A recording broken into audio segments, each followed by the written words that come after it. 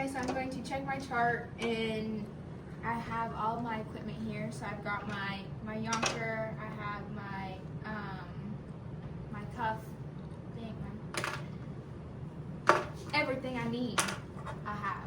Okay, got all my supplies, and I have my for my back. Okay, so the next thing I'm gonna do is I'm going to knock on patient's door. I'm going to introduce myself. I'm going to wash my hands, put gloves on, and goggles. Then my other fellow RT is going to bag my patient. But first thing I'm going to put in his up. Okay. And then she is going to make sure that the bag has no leaks or anything like that.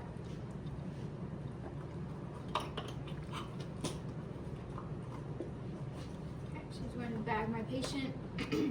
While she's bagging, I'm going to make sure that there's equal chest rise and expansion. I'm going to auscultate. I'm going to check his vital signs and his sats. And then when she's done with that, while she's doing that, I'm going to check my ET tube. So I'm going to make sure that my cuff has no leaks or anything like that. There's no leaks in my cuff, so I'm going to deflate my cuff.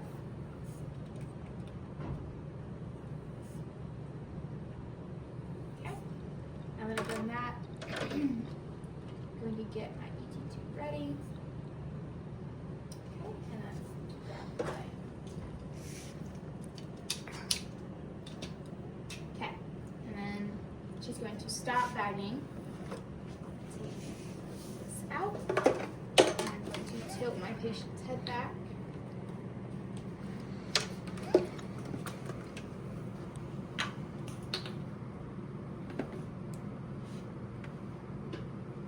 And then make sure it's at the right placement. Hold it. Okay, and I'm going to keep holding it while I inflate my cuff.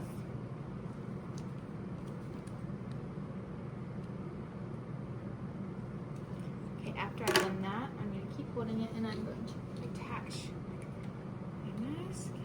And I'm going to keep holding it, and then I'm going to inflate the lungs and make sure there's equal chest rise. I'm going to assess my patient. Then I'm going to put an ETAD, or I'm going to tape the ET tube to my patient. So we're going to pretend that I've done that. So what I'm going to do is, while she bags, I'm going to check my cuff pressure. So I'm going to turn this on. Okay, my cuff pressure is at 23, so I'm going to add a little bit of air in. Check it again. My cuff pressure is at 31. And that is in my 25 to 35 range. So now that I have done that, I'm going to assess my patient. I'm going to do vital signs, and then I'm going to